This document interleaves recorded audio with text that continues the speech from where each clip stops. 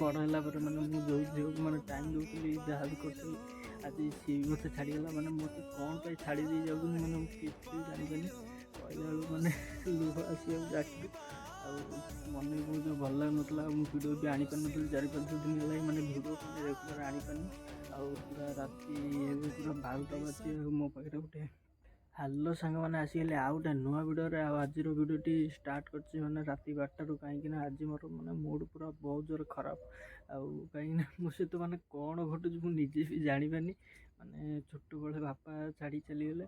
ଆଉ ବଡ଼ ହେଲା ପରେ ମାନେ ମୁଁ ଯେଉଁ ଝିଅକୁ ମାନେ ଟାଇମ୍ ଦେଉଥିଲି ଯାହା ବି କରୁଥିଲି ଆଜି ସିଏ ବି ମୋତେ ଛାଡ଼ିଗଲା। ମାନେ ମୋତେ କ'ଣ ପାଇଁ ଛାଡ଼ି ଦେଇ ଯାଉଛନ୍ତି ମାନେ ମୁଁ କିଛି ବି ଜାଣିପାରୁନି। କହିଲା ବେଳକୁ ମାନେ ଲୁହ ଆସିଯାଉଛି ଆଖିରୁ। ଆଉ ମନ ବି ବହୁତ ଭଲ ଲାଗୁନଥିଲା। ଆଉ ମୁଁ ଭିଡ଼ିଓ ବି ଆଣିପାରିନଥିଲି 4-5 ଦିନ ହେଲାଣି ମାନେ ଭିଡ଼ିଓ ମାନେ ରେଗୁଲାର ଆଣିପାରିନି। ଆଉ ପୁରା ରାତି ଏବେ ପୁରା 12ଟା ବାଜି ଆଉ ମୋ ପାଖରେ ଗୋଟେ ଭଲ ଜିନିଷ ଅଛି ଯାହାକୁ ପିଲା ପରେ ମାନେ ସବୁଠୁ ମାନେ ଟେନସନ୍ ଫ୍ରି, ସବୁକିଛି ଫ୍ରି। ଆଉ ଏବେ ସବୁ ମାନେ ଶୋଇ ପଡ଼ୁଛନ୍ତି ସବୁ ରାତିରେ। ଆଉ ଚାଲନ୍ତୁ ଟ୍ରାଏ କରିବା ସେଇଟା।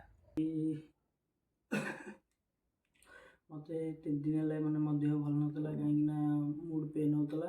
ଆପଣମାନେ ଜାଣିଥିବେ ମୁଁ ଯେଉଁ ଝିଅ ସହିତ କଥା ହେଉଥିଲି ମାନେ ତା ସହିତ ମୋର ବର୍ଷେ ହେଲା ମାନେ ଆଉ କଥାବାର୍ତ୍ତା ନାହିଁ।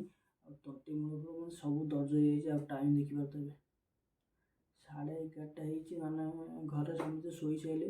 ମୁଁ ଏବେ ମାନେ ଘର ଭିତରେ ବସିଛି। ଆଉ ମୋ ମୁଣ୍ଡ ବି ବହୁତ ପେନ୍ ହେଉଥିଲା।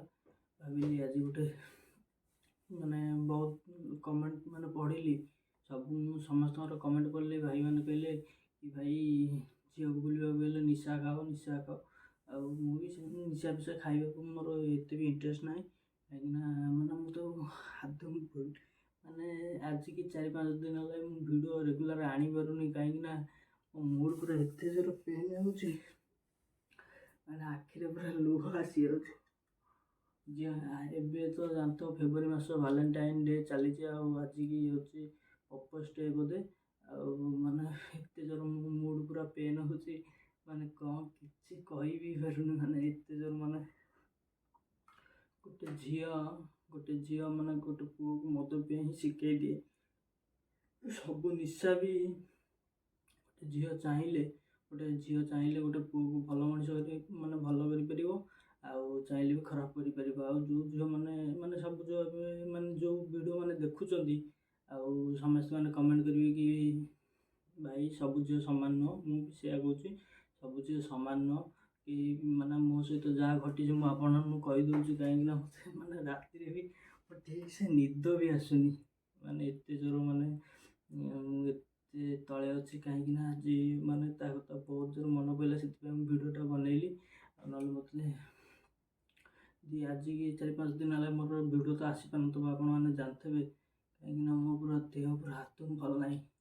ଆଉ ମୋ ପାଖରେ ଗୋଟେ ଅଛି ଛୋଟିଆ ବୋଟଲ ଯେଉଁଟାକି 90 ml। ଆଉ ସେଇଟା ପୁରା ପିଇଲା ପରେ ପୁରା ବହୁତ ଟେଷ୍ଟ ଲାଗେ, ପିଇକି ଟ୍ରାଏ କରିବାକୁ।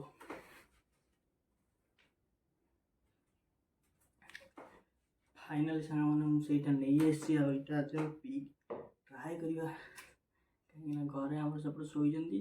ଏବେ ରାତି 12ଟାରେ ପିଇବି, ସକାଳକୁ ଶୋଇକି ପୁରା ଆରାମସେ ଫ୍ରେଶ୍ ହେଇଯିବି।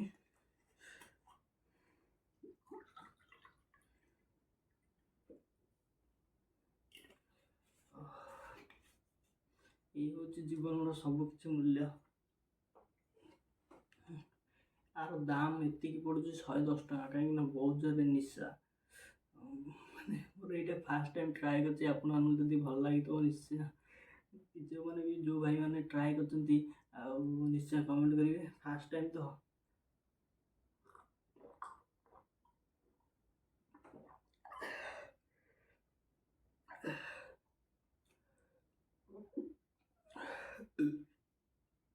ବହୁତ ଜୋର ମାନେ କଡ଼ା।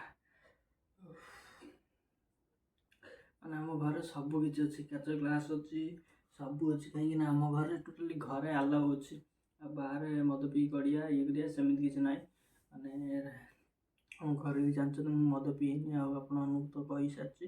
ଆଉ ମାନେ ଗୋଟେ ଝିଅ ଯେତେବେଳେ ନିଜେ ଛାଡ଼ିକି ଯାଏ କେତେ ଜୋର କଷ୍ଟ ହୁଏ ସେଇଟା ମୁଁ ନିଜେ ଜାଣିଛି, କାହିଁକିନା ଛୋଟବେଳୁ ମୋ ବାପା ଚାଲିଗଲେ। 20 ବର୍ଷ ହେଲା ବେଳକୁ ମୋ ଗର୍ଲଫ୍ରେଣ୍ଡ ଯାହାକୁ ମୁଁ ବହୁତ ଭଲ ପାଉଥିଲି, ନିଜଠୁ ମାନେ ବେଶୀ ଭଲ ପାଉଥିଲି, ସିଏ ବି ଲାଷ୍ଟକୁ ଛାଡ଼ିଗଲା। ଆଉ ମାନେ ମୋ ଭାଗ୍ୟ ପୁରା କ'ଣ ମୋ ସହିତ ଖେଳୁଛି ମୁଁ କିଛି ବି ଜାଣିପାରିନି। ଆଉ ଆପଣମାନେ କେବେ ବି ଏମିତି ଟ୍ରାଏ କରିବେନି, କାହିଁକିନା ମୁଁ ଏଇଟା ଭିଡ଼ିଓ ମାଧ୍ୟମରେ ଜଣେଇ ଦେଉଛି, କାହିଁକିନା ମୋ ମୁଣ୍ଡ ବହୁତ ଜୋର ପେନ୍ ହେଉଛି। ଆଉ ମୁଁ ବି ଭିଡ଼ିଓ ବନେଇବାକୁ ମୋର ଆଦୌ ଇଚ୍ଛା ନଥିଲା। ଏବେ ରାତି 12ଟା ହେଇଛି, କ'ଣ ପାଇଁ ବନେଇଲି ଆପଣମାନେ ନିଶ୍ଚୟ ଜାଣିଥିବେ। ଆଉ ଏଇ ଭିଡ଼ିଓରେ ଆପଣମାନେ ଭଲ ଭଲ କମେଣ୍ଟ କରନ୍ତୁ, କାହିଁକିନା ମୁଁ କମେଣ୍ଟ ପଢ଼ିକି ମୋତେ ବହୁତ ଖୁସି ଲାଗୁଛି। ଆଗକୁ ଆଗକୁ ଯିବାକୁ ଇଚ୍ଛା ହେଉଛି। ଆଉ ଭିଡ଼ିଓଟି ଭଲ ଲାଗିଲେ ଲାଇକ୍, ସେୟାର ଆଉ ସବସ୍କ୍ରାଇବ୍ କରିଦେବେ। ରହୁଛି, ଜୟ ଜଗନ୍ନାଥ।